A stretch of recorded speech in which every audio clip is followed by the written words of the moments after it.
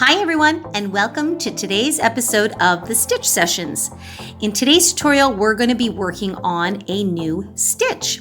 If you're new here, I invite you to press that subscribe button so you'll stay up to date every time I upload a new video. Sometimes it's a stitch tutorial like this, and sometimes it's a fun new project. And don't forget to click that notification bell so you'll be notified every time that happens every Wednesday morning. Now, what I love about this stitch is it's a variation on the traditional double crochet stitch, but it creates this really pretty ridge-like effect with a little extra finer detail in the texture. And it is reversible, as you can see, and it is deceivingly simple to do. So that is what we're going to work on today, and you can use it for all kinds of other projects. And in fact, we use this stitch for the Beach Babe Poncho, and I'll leave a link for that in the description box down below, along with any other projects that we've used this stitch in. So you can do scarves, blankets, hats, really just about anything. So let's get started. So the yarn I'm going to use today is this beautiful cotton yarn. It's by Bernat, the Handicrafter cotton yarn, and it is the coral rose color, which I absolutely love. It's a medium size 4. You can do this stitch in any yarn you like, any weight size, but I just happen to really like this color today, so that's what we're going to use for the tutorial. And I am using a 5mm hook. It's also known as a size H or an 8. As always, anytime you work on a project, make sure you have your scissors on hand to snip your yarn and a handy darning needle, which I don't have on me right now, to sew in your ends. But this is going to be a swatch just to show you the stitch. So I am not going to worry about sewing in ends. So let's get started. Okay, so we're going to begin by placing a slip knot on our hook. Okay. And then you will chain up whatever length of chains you need for your project. There is no multiple stitch count for this chain. So for this swatch, I'm just going to do a chain of 10. As usual, I always recommend that you keep your initial chain nice and relaxed so that we can fit our stitches in nicely. Once you have your 10 stitches, you'll want to chain an additional 3. This will represent the height of your stitch. Now, I will show you an alternative way that you can begin your row, but for now, if you just want to stick to the chain, you would chain 3, and now we're ready to begin creating our alternative double crochet. So what we're going to do is you're going to yarn over, find the 4th chain from your hook, 1, 2, 3, and 4, and into that chain you will pull up a loop. So you'll insert your hook, you'll pull up a loop, so you have 3 loops on your hook, just like a traditional double crochet. You're now going to yarn over, but this time instead of pulling through loops, you're only going to pull through 1. So it looks like it creates a little chain stitch right there. You still have 3 loops on your hook. Now what you're going to do is you're going to yarn over and pull through all 3 of those loops. And that is your very first alternative double crochet. Okay, now it still probably doesn't look like much, and that chain 3 is just curving around the bend there. Now this will work itself with future rows. Let's do another one. So you're going to yarn over, and into the next stitch, you will insert your hook, you'll pull up a loop, and you have 3 loops on your hook. You now want to yarn over and only pull through the first stitch. See how that creates what looks like a chain stitch there? And you still have 3 loops on your hook. Now what you're going to do is you're going to yarn over and pull through all 3 of those loops that remain. Whoops. Okay. There we go. So now you can see a little bit closer. So in essence, it's kind of like you did a chain stitch and then a half double crochet, because you know a half double crochet we pull through 3 loops. Again, it still might be a little hard to see the effect. Let's do that again. Yarn over, insert into the next stitch, and pull up a loop. 3 loops on your hook. You'll yarn over and only pull through the first one. That creates that first little chain stitch there. See that? Still have 3 loops on the hook, yarn over, and now we pull through all 3. Okay, so it just creates a little bit of a different texture to the traditional double crochet. And because we pull through 3 loops at the end, you can see it just has that just a little bit of a different detail there in the stitch. And I find it thickens up the stitch a little bit at the base from a traditional double crochet. So this is what you're going to do all the way to the end of your row.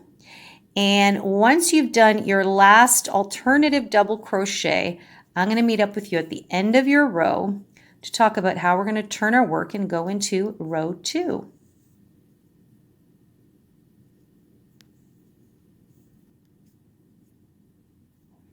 Okay, so I just finished my last alternative double crochet, so my row looks like that. And again, I just love this texture. I don't know what it is. It's just a little extra detail. Now, when you look at it from the back, you can really see the difference in the texture it creates. So it also creates that little extra V type of stitching that a half double crochet would create. So you've got your V's at the top in the traditional stitch, and then you've got your V's on the side there. Really like that. Okay, so if we're going to go on to row 2, you would chain 3. Now, I like to chain 2, and I'll also show you another way that I like to start these rows. Now, normally I chain 3 for double crochets. For this particular stitch, I like to chain 2 because it does help this stitch to sit a little bit more snugly on the sides.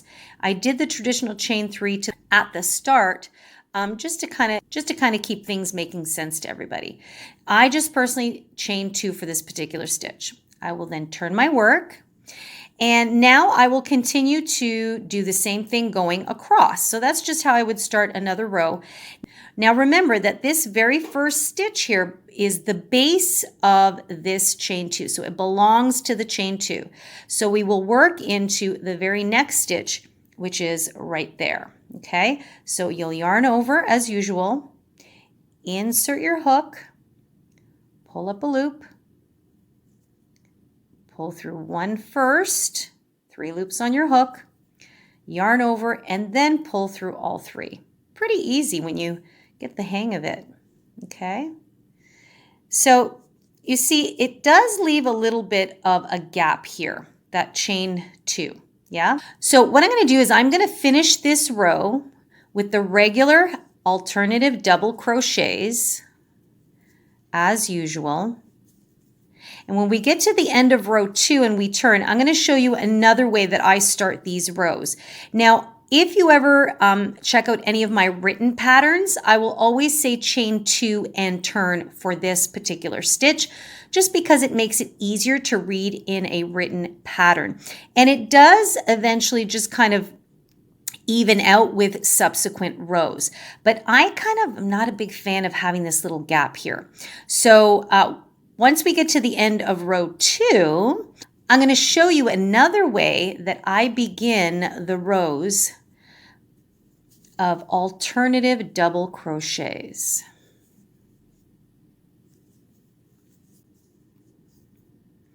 Okay, now I'm just coming up to the last 2 stitches I have here. And you may be thinking, I don't know if I see 2 stitches. So remember that anytime we create a stitch, the loop of that stitch sits to the right of it. But when we turn our work, so this is now the back of that stitch, the loop is sitting to the left. And as always, I like people to refer to the little stitch lesson that I have called Identifying Parts of Your Stitch. There's actually 2 of those videos. I'll leave a link for that in the description box down below because I think it's very useful in understanding your stitches. So really, I have 2 stitches left. I've got the loop that sits to, which now is my left, and I've got that chain 3 we did at the beginning. Okay, so I'm going to work into that last official stitch, and I'm going to work my alternative double crochet. Just like that. And now I want to find the top of my chain 3 and work my official last stitch there. Just like that. Okay, so pull through 1 and pull through the last 3. Okay, so again, you can see there's a little wee bit of a gap there. Okay, so that's how your work is looking. So because it has that side V or the side loops there, it does also create that really pretty ridge that you would also find in the half double crochet. But I find it just sits a little bit more snugly together. It's almost like a little bit of a chubbier version of the double crochet. I really like it. Okay, so here's how I begin a new row using the double crochet. This is a different way you can do it. You can do your chain 2 or you can do this way. So I actually chain 1 and turn my work. Then I go right back into the very first stitch, okay, right there. And I pull up a loop. So you have 2 loops on your hook and I yarn over and pull through 2. So that is your traditional single crochet stitch, okay? Now, you'll notice too that I'm keeping it really kind of loosey-goosey. What I'm going to do now is I'm going to take my hook and I'm going to insert it. See that first little bar there?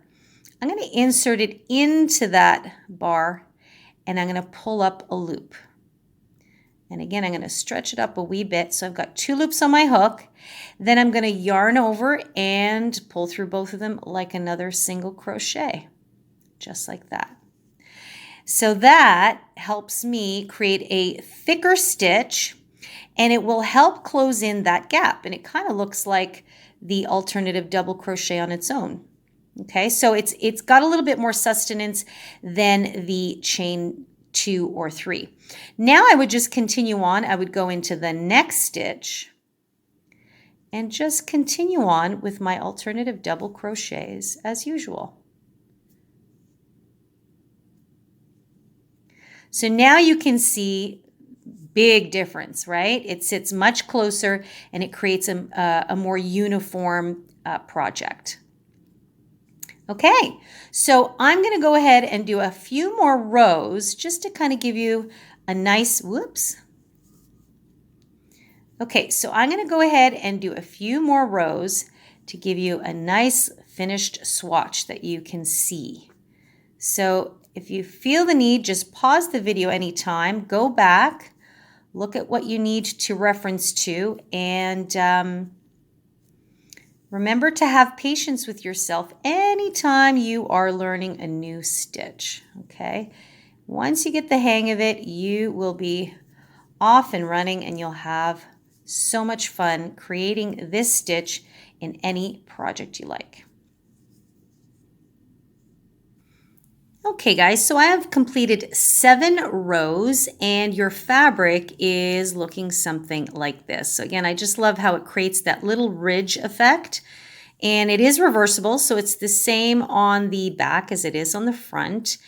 And the edging, you'll see it creates what I call a live edge in crochet. And so it just has a little bit of that kind of jutted ridge, and you can see it happens every second row. Now, the last project that I used this stitch on, I actually left the edging exactly as it was.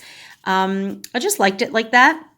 Of course, you can always smooth it out even further with a finishing round, like a single crochet or something like that. But you'll really notice the difference. You see that where I used the chain 2, we had a much larger gap there.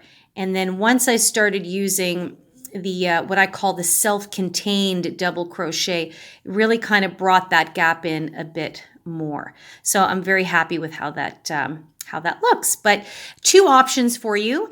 And now you know a really great variation on the double crochet called the alternative double crochet. So again, it just creates this really pretty little looped over effect with a little ridge. And this would be beautiful for Something like a scarf, a baby blanket would be really pretty with this. Really, the sky's the limit with this stitch. You can make a garment out of it. You can use it for hats, anything at all. Maybe you're going to make a garment and your work is going to go lengthwise. So now your ridges sit upwards. So really, it's totally up to your imagination. So hope you enjoyed the tutorial today. Thanks so much for coming along. And remember to click that subscribe button if you want to check out more of our videos every week. And don't forget to click that notification bell and you'll be notified every time I upload, which is every Wednesday. And if you like these stitch tutorials, please make sure to give me a thumbs up and leave me a comment in the comment box down below. If there are any other stitches you'd like me to show you in swatch form like this, I'd be happy to do so. And it also helps me know what kind of material you want me to keep making. In the meantime, everyone, as always, take good care of yourselves. Happy crocheting, and I'll see you in the next session. Bye-bye.